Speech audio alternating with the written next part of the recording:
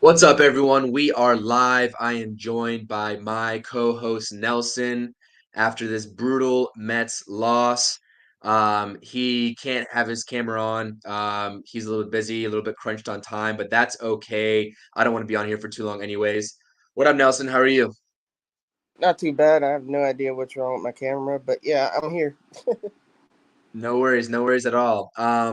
But yeah, I mean, as you can see from the floating banner down below me, Mets lose 11 to 10. Just a quick summary. The story of the game was the Mets pitching collectively giving up 9 unanswered runs after the Mets offense handed them a 6-2 lead. And the season record is back to 500 at 27 and 27. It's a series loss. The Mets have an off day tomorrow. I could go in on this team right now, and quite frankly, Buck Showalter, which I will do for a little bit. We'll see if we have any comments, but make sure you follow Nelson and I, our Twitters. Make sure you subscribe to our channels. We have our handles down below over here. Hit the subscribe button. Hit the follow button. We're always talking Mets, but let me hear your initial thoughts, Nelson, of this game. I know you're limited on time here. I want to get your thoughts first and foremost, and then we can kind of move into some topics if you have some time for that. There are really no thoughts. The offense is finally looking like it's flowing, but I don't know how much of that is the course field effect. Um, the pitching sucks. Again, you could say a little bit of that could be the course field effect, but the pitching's been inconsistent all year. So has the offense. The team is what it is. The team's a 500 team. Yeah. It's probably going to stay that way for a while. I believe in the bats, and I think with the kids getting hot, like the offense will get more consistent. The bottom of the rotation, I don't believe in. Cookie and McGill are both going to be this up and down crap, and it is what it is because we have nothing to fix it. So it's going to stay this way until maybe we make some trades in July. But other than that, it is this is what we're looking at.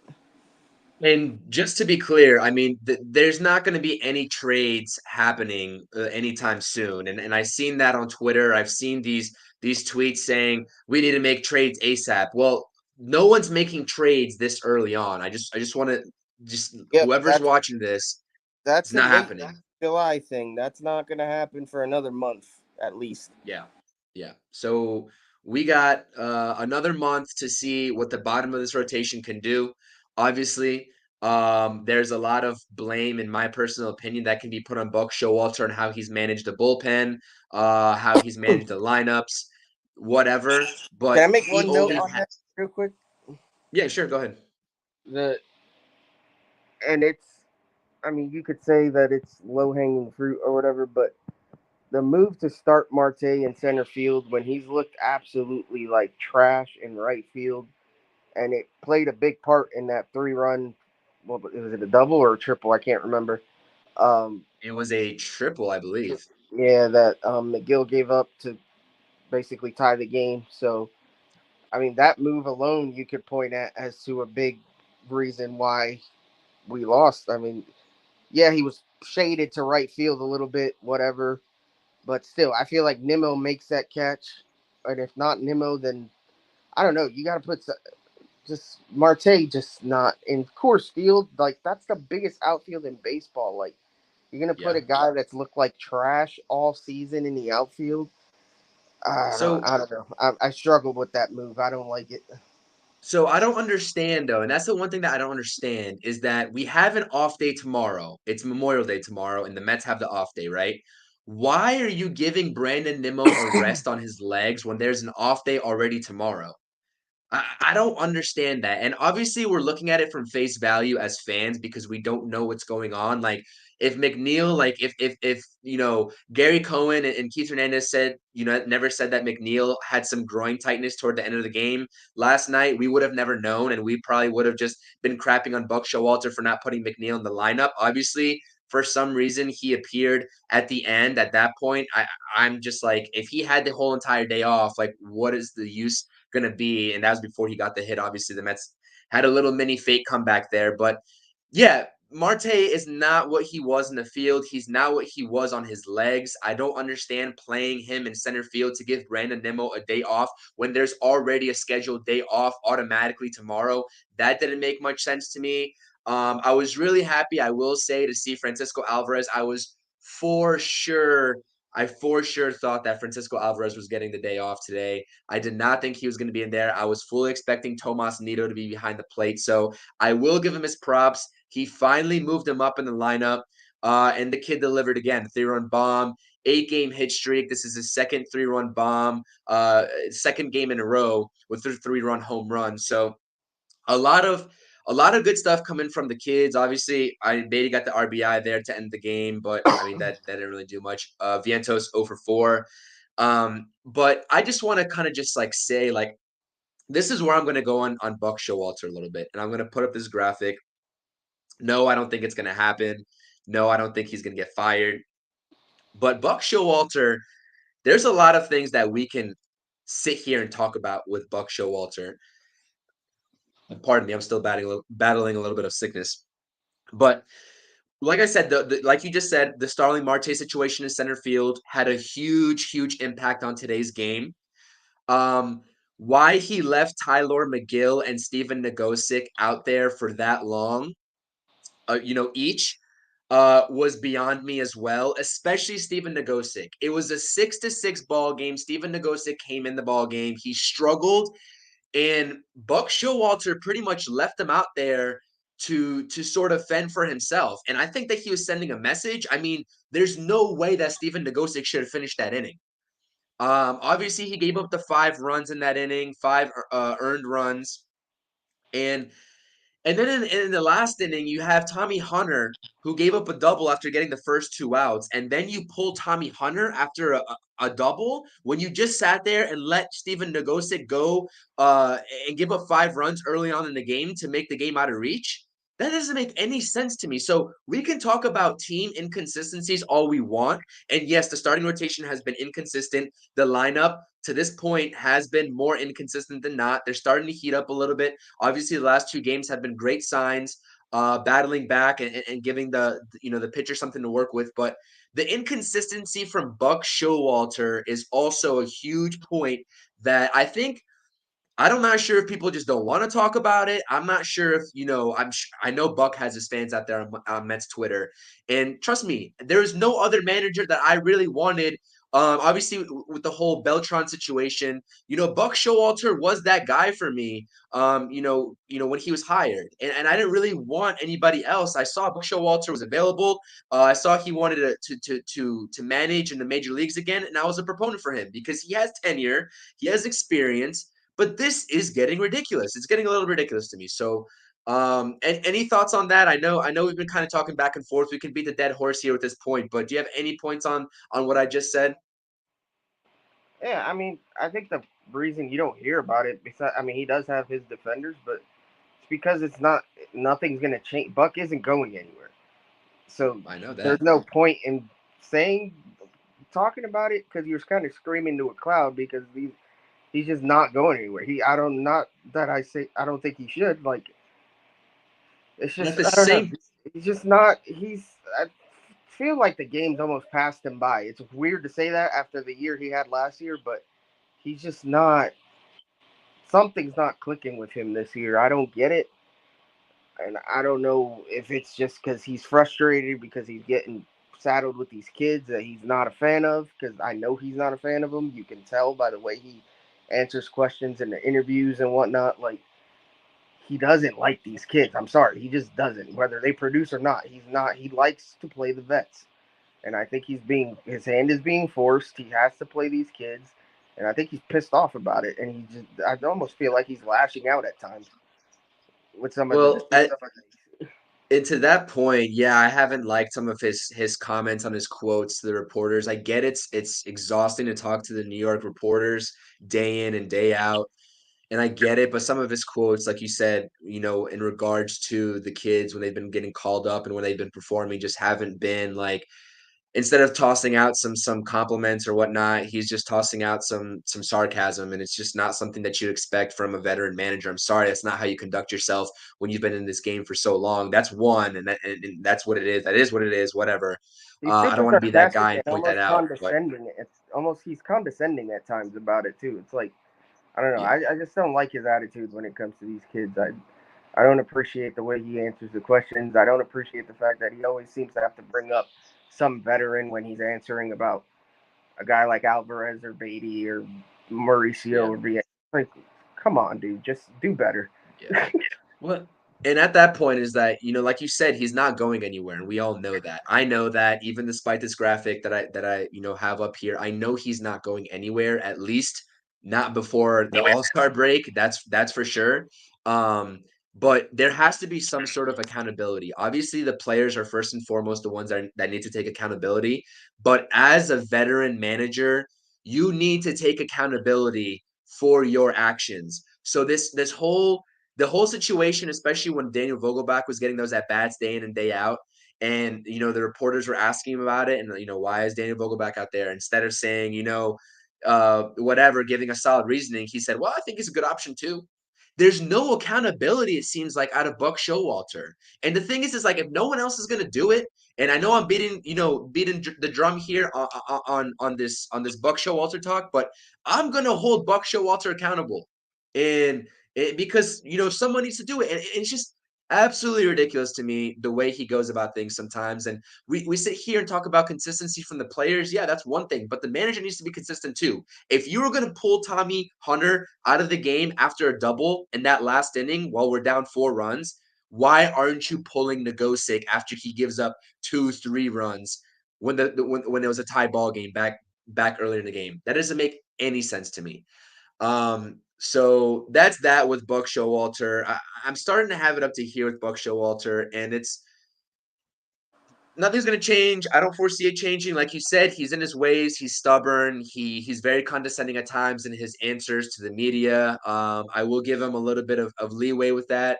But the thing is like I'd rather see him give at least some compliments to the players, and especially when they talk about Mauricio. That's not a out of the ballpark question to talk about Ronnie Mauricio, who's killing in AAA, while your veteran Daniel Vogelbach, who you love to start, is struggling. That's not an out of the ballpark question, and there should not be any condescending answers there from Buck Showalter. So I completely agree with that. Um, but yeah, like I said, the lineup showed up. They did their part. Nemo had a couple hits. Alonso had a couple hits. Francisco Alvarez had the 3-run home run. Obviously, huge 3-run shot. He's been playing well. I mean, talk about Francisco Alvarez for a little bit. I know you had a tweet out there talking about Francisco Alvarez. He's turning into a star right before our very eyes. Only 21 years old. Tell me a little bit about him. I mean, if anybody really has to question whether or not this guy is the catcher, period. He's the catcher, not of the future. He's the catcher of the present. He's going to be here. He's going to start. There's no question about it. You can't put anybody else in his spot. I don't care when Narvaez comes back. He's the DH. He's the backup. Nito, Yeah. you're gonna have to find something to do with him because Sounds unless you're about right. carrying three catchers, he's Yep. pointless. Alvarez is your guy. That's it. But even Buck's old ass knows he has to play the kid. Like he can't Yeah. watch him demolish baseballs and play good defense and handle he's handling the pitching staff well. Like the guy knows what he's doing out there. That's it. He's it. There's no question about it. Just like Beatty is the third baseman. He's going nowhere. The only ones that you can question maybe Vientos. We'll see if he actually can stay up. And then we'll see what we got in Mauricio, and hopefully that's as soon as Tuesday, as some people were saying. That's one thing that we've been talking about. It's been coming up on our timelines here and there from multiple people. I've heard rumblings. We've heard Gary Cohen. I said on my live last night. I was crazy enough to do a live last night after the game. I was getting amped up after the Alvarez home run, and then they let me down. But yeah, we've been hearing Steve Gelbs, Gary Cohen talk about it. So if those guys are talking about it, then we know something's up. We've seen a couple different people on Twitter as well with quote unquote sources. I'm not going to say neither here nor there, but there is rumblings that we could see Mauricio as soon as Tuesday for the Phillies home series. So we'll see if that happens. I'm a proponent for it. Listen, bring the kid up. I don't care anymore. I don't think that the offense really is the issue right now. But if that means Daniel Vogelback's off this team, then by all means do it because I'm all for that. But first and foremost, this pitching rotation needs to get right. They need to get consistent, and that starts with Justin Verlander. I am very disappointed with the way that Justin Verlander performed yesterday, and he's going to be obviously held to a higher standard, making what he makes. Him and Max Scherzer both. Obviously, Senga has had some inconsistencies with his pitch locations and getting adjusted to the major leagues, coming over from the Japanese league. But a guy like Justin Verlander and Max Scherzer, both those guys making 40 M's plus, we can't have the types of outings that they've had this season. I'm sorry. And I fully expected Justin Verlander to be that guy. To come back into the rotation after he came off the IL and be that consistency and set the tone. And he's had a couple good starts, but he's had a couple of stinkers too against the Rays, obviously last night as well, and just very disappointing stuff. Quintana is going to come back soon, like I said, but the back end of this rotation, whether they go with a 5-man rotation or whether they go with a 6-man rotation, it doesn't matter because your options are Joey Lucchesi, Carlos Carrasco, David Peterson, and Tyler McGill. And if you want to throw in Buto in there too, but I mean, seriously, those are our options. We're not going to make any trades before the trade deadline. The relievers too, as well. We could talk about Billy Epler. I was going to go in on Billy Epler. I know I told you that when we were talking earlier in the game today, but I think I'm going to hold off on that. The reliever market back in free agency, there was a guy like Andrew Chafin was very highly touted for the last couple years, and for Mets off seasons. Obviously, they didn't get him. They went out and traded for Brooks Raley, the centerpiece lefty for the bullpen. After Jolie Rodriguez left, you can talk about like Aroldis Chapman. Obviously, the Royals took a flyer on him. He's killing it right now. And I then the only other name don't that I want throw out there any is probably part of Miguel Aroldis Chapman. Castro. What was that? I said I want no part of Aroldis Chapman. I don't care how good he's doing. I Yeah. no. No, I feel that. No, I feel that. I mean, so really only three names. It was Aroldis Chapman, who I think I would agree with. Like, if the Mets signed him after his performance last season and the last couple seasons combined together, I would have threw a fit for sure. And then Miguel Castro, our old friend Miguel Castro, who's absolutely killing it on the Diamondbacks. He has his control issues as well, but the reliever market outside of the guys that we got, Rayleigh, Robertson, Ottavino, who re-signed, the reliever market wasn't great. But the thing is, now we're stuck with guys like Steven Nagosic, guys like Dominic Leone, guys like Tommy Hunter, and outside of, I don't really trust Ottavino, but outside of Rayleigh, Ottavino, and Robertson, who else can this team rely on? It's sure as hell not Drew Smith either. So What that's another else? question mark as well. What I'll say about the relievers is this: they actually started off the season decent. I think part of what we're seeing right now is that they're overworked. The starters have barely been able to get 5 innings in most of the starts this year. We've seen our record is ridiculously good when our starters go 6. It's just the bullpen has been overused, and it's been the story all season. We've had inconsistent starters that can't get out of the 5th inning, and the bullpen has to go out there, and guys have to throw multiple innings when they should only be throwing one. And it's coming back to bite us. Hopefully, the starters can get some consistency, get us 6, 7 innings, and the bullpen can get a little bit of a break. Because I feel like some of these guys, if they actually get to not see the mound for a few days, will actually be able to bounce back a little bit. But I mean, No, and I agree with that. And the team is what it is, man.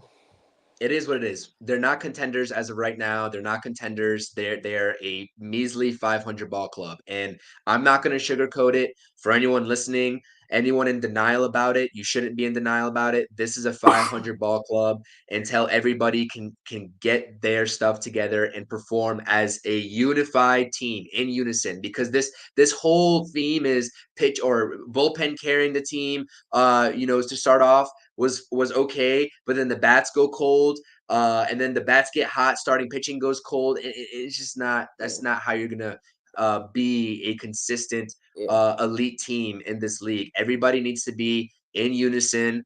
Yeah, And the yeah. Mets just haven't had any consistency, like we said. And Buck Showalter, the one point I will make about Buck Showalter is that he has been inconsistent in his decision making. I've been scratching my head a lot with what he's been doing, but at the end of the day, he's simply also trying to also navigate and work with what he's got, which is really not much, in my opinion. He doesn't really have much to work with I in the think bullpen. he's got, he's got. If you really think about it, he's got shit to work with. He just doesn't have. They're not performing to the back of their baseball cards. They're not. Right. Nobody's been as good as they normally. Advertised. Even Alonso, like, yeah, he's hit 20 homers, but he's hitting what? He's still hitting in the 230s, I think. Like, nobody's really Yeah, hitting somewhere the around way there. they're supposed to. Um, they're starting to. They're starting to pick it up. Minus And Nimmo. like you Minus said, Nimmo. yeah, minus Nemo. They just need to Mm. get all hot at the same time. It hasn't happened for us, and I mean you could view that as a good sign because at some point it's gonna happen. So Bound to happen. maybe they get on a run and they win like 7, 8, 9, 10 games in a row. God hope I Well, hope so. So we're anyways, gonna. I have to get going because I'm gonna go watch The Little Mermaid and um, I just want to say thank you for having me. Sorry I have to cut Of it course, short. man. No Fuck worries at Philly. all. Hopefully Mauricio comes up and let's go Mets. Let's go, Mets. Appreciate it, Nelson. Thank you as always. Appreciate you joining in. All right, thanks so much, and we'll do a better one next time. Yes, sir. Yes, sir. No worries. Um, there we go. We got Nelson on there. I'm gonna go ahead and change over the layouts here real quick. Let me get in here. And we'll just kind of continue a little bit, a couple extra minutes here, stay on and see what we can do here. But yeah, this has not been a great showing from this pitching staff and the relievers. And I get it. It's some built up pressure, some mounted pressure. Obviously, they were carrying the lineup for a little bit there. The bats are starting to get hot. Obviously, the deficit was cut last night from 6 runs. They took the lead. Jeff Brigham did not have a good outing today. Tyler McGill gives up the 2 early runs, and I was still thinking like, okay, this is fine. Let's get out of it. Let's get the bats rolling, and they did. They gave him a 6-2 lead, and the very next half inning, he went out there and gave up 4 runs. And regardless of who you want to blame it on, I mean, he was getting shelled. Um, Marte didn't have a good read on that ball, let alone the fact that he had to run uh, that far. I think Nimmo makes that catch in center field, but I'm not going to sit here and blame Marte. It was a difficult catch. Let's face it, Marte's legs are not what they used to be. You can tell by the way he runs when he hits a ball in the gap. He's not looking for that extra base. He's not looking for that triple. He's completely content with the double. You could tell on those infield hits that he was beating out earlier on last season. He's not even trying to beat those out. Regardless if the coaching staff or the front office is telling him, hey, take it easy on those, just take the out. We want you to stay on the field long term, and we can't afford to lose you. I don't know what it is, but things like that just don't help the ball club. And just that's what the Mets have to work with. That's what the Mets have to work with right now. And so I don't know. We can attribute it to multiple factors, like Nelson just said before he hopped off. This team, hasn't been playing as a unit. They haven't been getting hot at the same time. They haven't been hot at the same time. And I do agree with Nelson. I think it's bound to happen. I do think that the Mets are still it's very reasonable to expect the Mets to still make a run at the division, regardless of how we want to feel, regardless if the intrusive thoughts of this team and the way that the Mets season usually goes takes over. I still think, and I'm going to be the voice of reason here and say that, listen, 5.5 games back of the division is nothing. The wild card, if anything, as a fallback option. I know it sucks to just stoop to that level of wild card when we have Steve Cohen. Steve Cohen as the richest owner in baseball, splurging all this money, and we're sitting here talking about um, a wild card. I get that it's infuriating. It's infuriating for me too, but I want to get back to the playoffs. I want to hopefully make a run at it.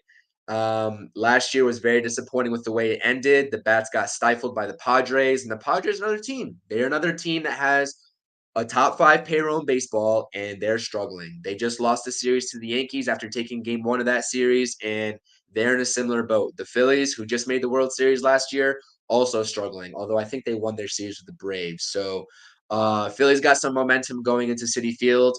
That series is coming up. I haven't even taken a look at the pitching matchups for that series.